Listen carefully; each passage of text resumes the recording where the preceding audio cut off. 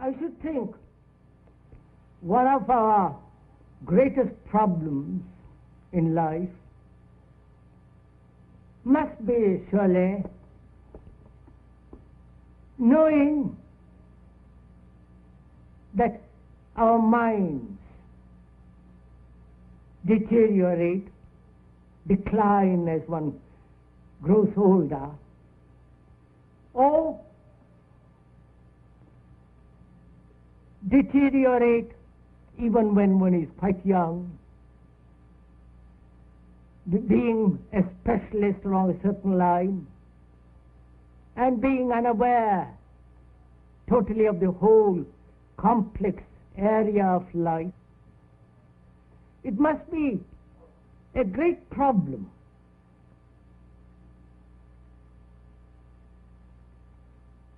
to find out whether it is at all possible to stop this deterioration,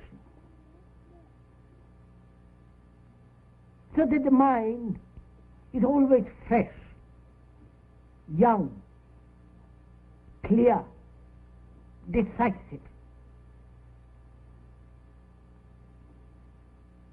And is it at all possible to end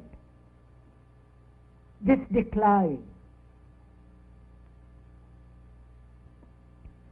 This evening, so there, I would like to go into that.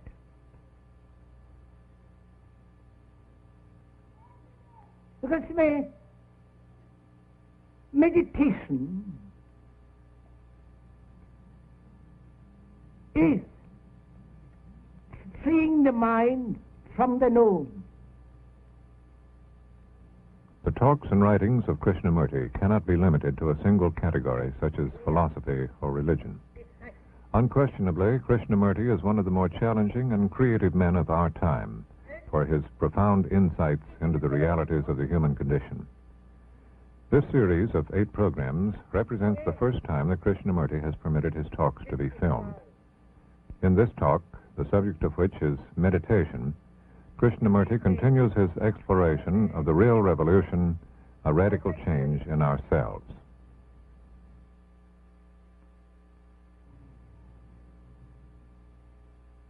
The question then arises, is it at all possible to end this decaying process of this brain as well as of the mind, the whole total entity? And also it is possible to keep the physique, the body, extraordinarily alive, alert, energetic, and so on. So that seems to me a great issue, and therefore a challenge to find out. Now, the inquiry into this, not only verbally, but non-verbally, the inquiry, the examination into this, is meditation.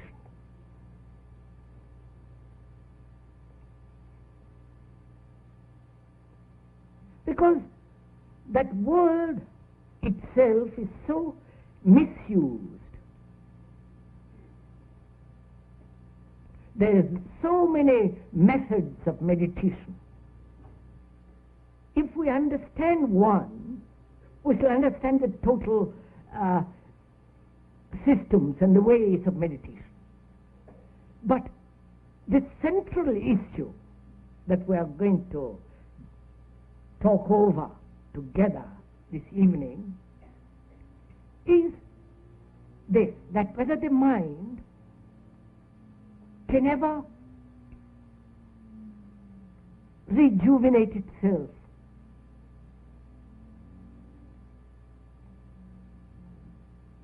Whether it can become fresh, young, unafraid. The fact is that there is deterioration.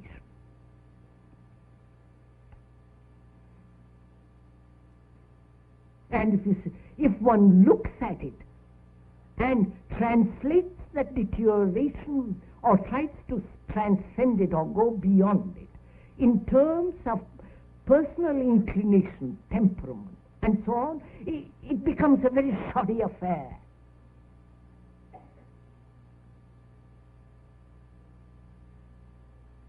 But if one observes it,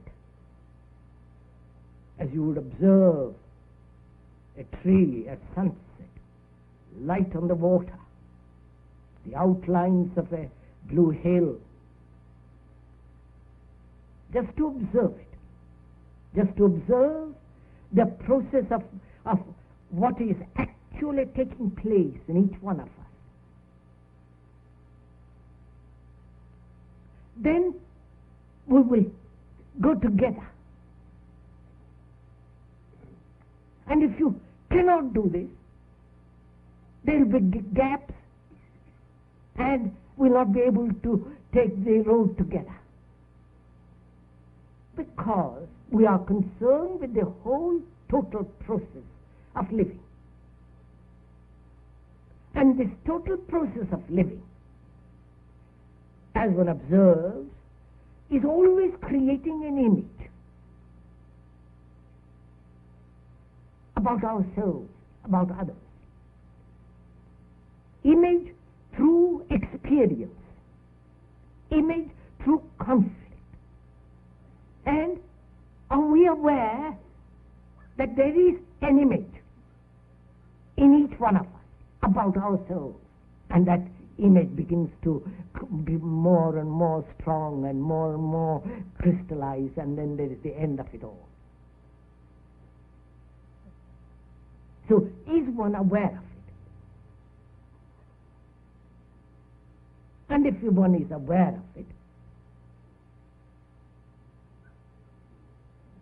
who is the entity that is aware of the image?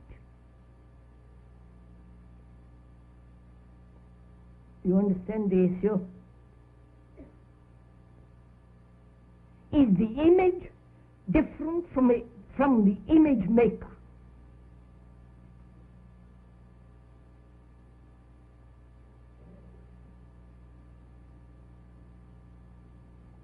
Or the image making and the image are the same? Because unless one understands this factor very clearly, what we are going into will not be clear. You understand? I perceive I have an image about myself. I am this and that, I am a great man or a little man, or I am, my name is known, not known, God, all the verbal structure about oneself and the non-verbal structure about oneself. Conscious or hidden. And I realize that image exists.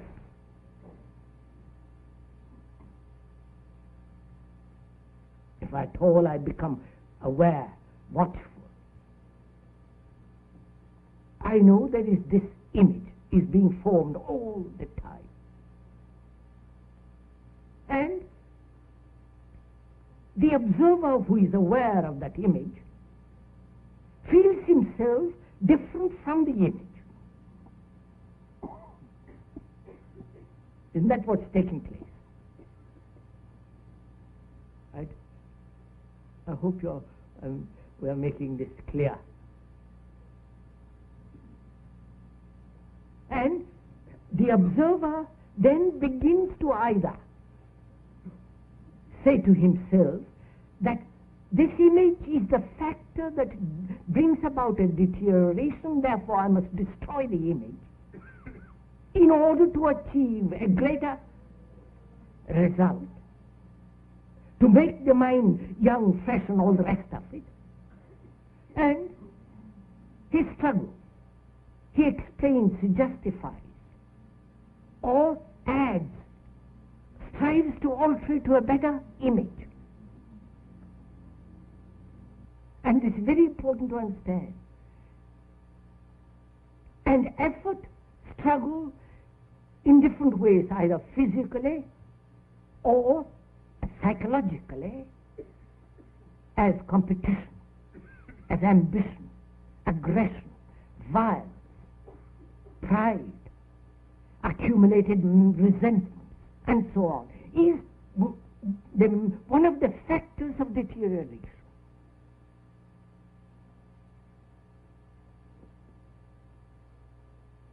So when one realizes that the observer is the image maker, then our whole process of thinking undergoes a tremendous change.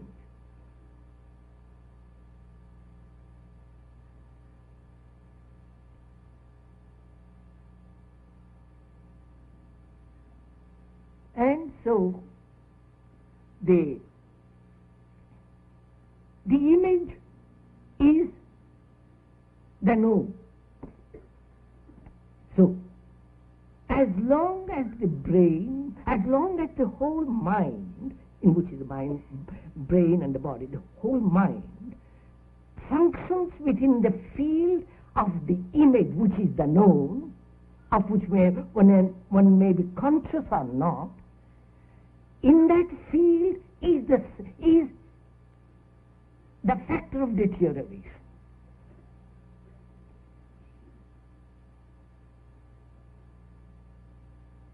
Right? Please don't accept it as an idea which you will think about when you go home. You won't anyhow. But I mean, here we are doing it, taking the thing together. Therefore you must do it now, not when you go home and say, well, I've taken notes and I've understood it, I'll think about it. Don't take notes, because that doesn't help at all. So the question arises, is it possible to empty the mind of the known? You understand? Am I making myself clear? Doesn't matter.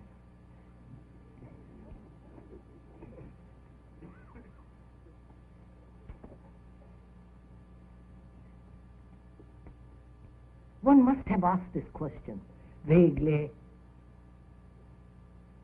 or with a purpose, because one suffers, one has anxieties, that it's possible to go beyond, or one has vague hints of it.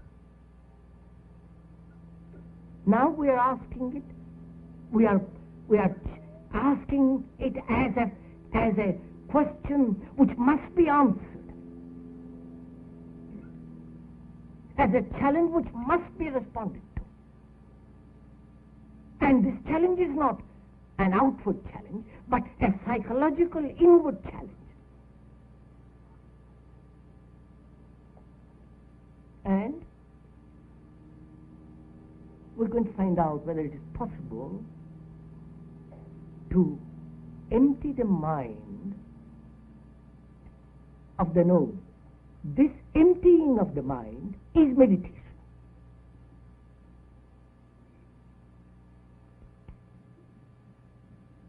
And one must go into this question of meditation. I mean, explain it a little bit. All the Asiatic people are conditioned by this world.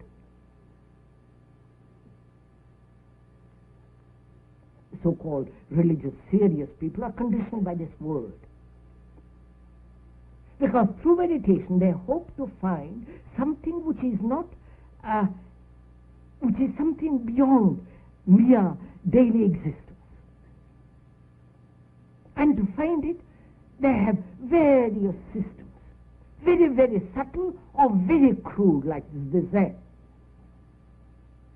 And also in that, so-called meditative systems is concentration, fixing the mind on one idea or one thought or one symbol and so on. And also there are various forms of stimulation, forcing oneself, stimulating oneself, and that is to expand consciousness more and more through will, through effort, through concentration, through determination to force. And by extending this consciousness, one hopes to arrive at a different state or a different dimension, or reach a point which the conscious mind cannot.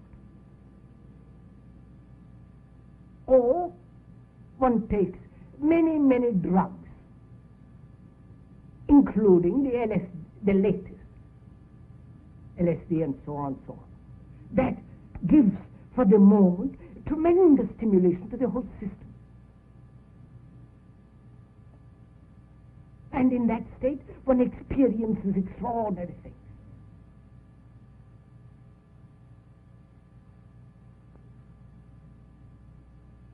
Extraordinary things through stimulation,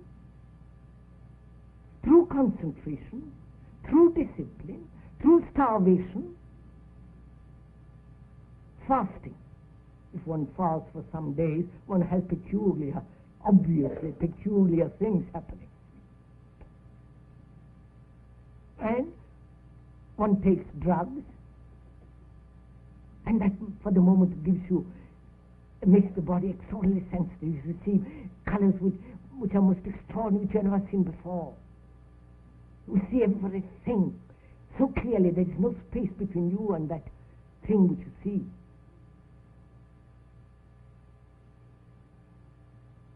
And this goes on in various forms throughout the world. The repetition of words, like in the Catholic, or in those prayers, which all make the mind a little calm, quiet, obviously, which is a trick. If you keep on repeating, you get so dull. Obviously, you go to sleep and you think that's very quiet mind. But that's not meditation. So one can brush all that aside. Even though one is committed to it, we can throw all that out of the window. And as you are listening, I hope you'll throw it out. Because we are going to something much deeper than these inventions. One can put all that aside. Because the more one practices a discipline, the more the mind becomes dull, mechanized. And that mechanizing routine process makes the mind somewhat quiet, but it is not the quietness of tremendous energy understanding. Then we can proceed to inquire whether it's at all possible to free the mind from the known. Not only the known of 1,000 years, but also of yesterday. The memory, which is memory.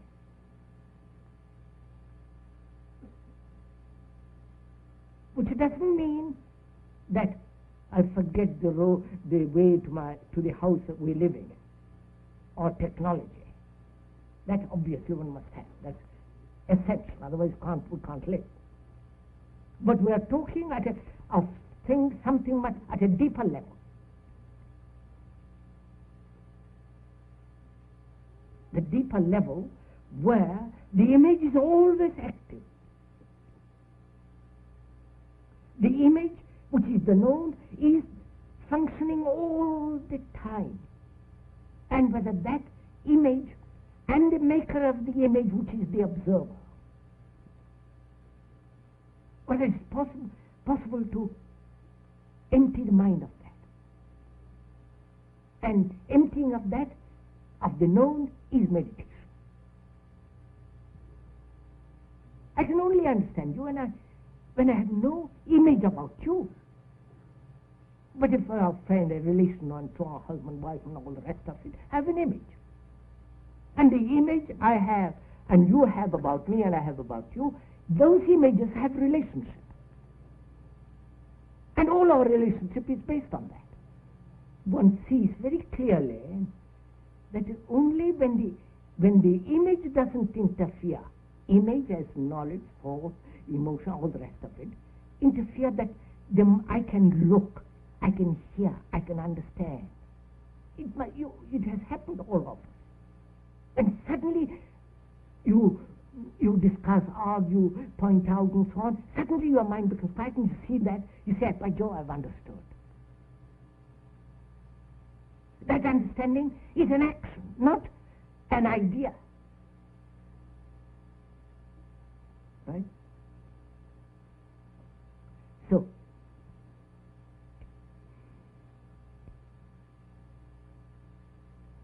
there is understanding action only, action in a different sense than the action that we know, which is the action of the image of the known. We are talking of an understanding which is an action when the mind is completely quiet, in which understanding as action takes place, right? So, there is understanding and action only when the mind is completely quiet. And that quiet, still mind is not induced by any discipline, by any effort. And meditation then is, which one can do when you're sitting in the bus, walking the street, or washing dishes, I've got what else. And meditation has nothing whatsoever to do with breathing and all that. If there's nothing mysterious about it, the mystery of life is beyond all this. Beyond the image, beyond effort, beyond the centralized, egotistic, subjective, self-centered activity. There is a vast field of something which can never be found through the known.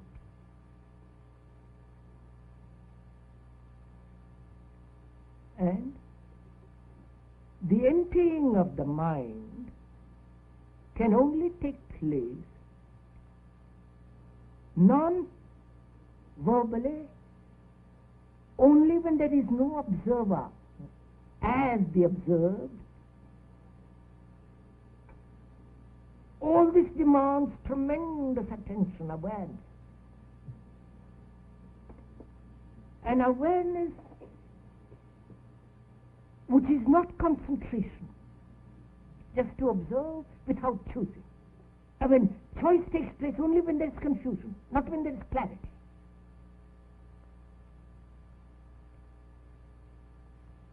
So, awareness takes place only when there is no choice, or when you are aware of all the conflicting choices, conflicting desires, the strains, just to observe all this movement of contradiction. And knowing that the observer is the observed. And therefore, in that process there is no choice at all, but only watching what is. And that's entirely different from concentration.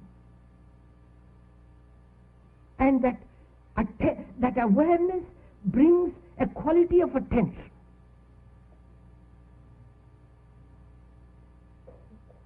In which there is neither the observer nor the observed.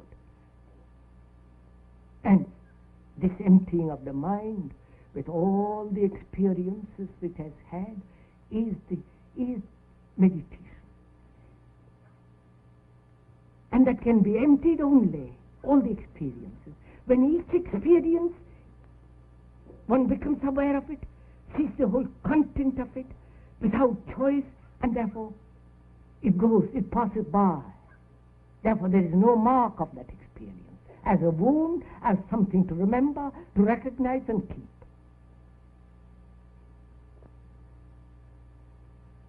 So meditation is a very strenuous process. It's not just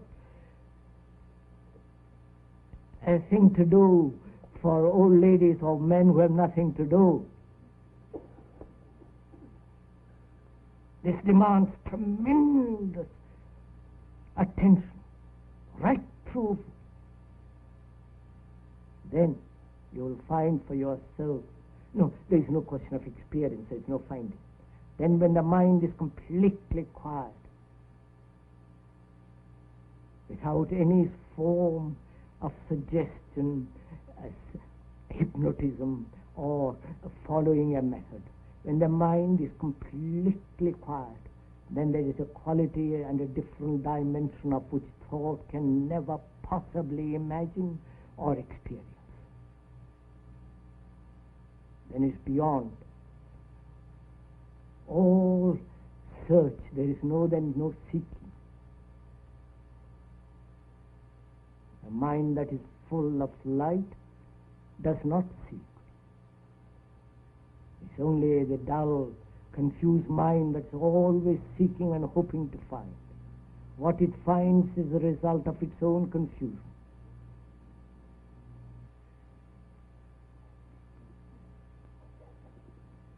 Look, see, if you understand one question, you have understood all the questions.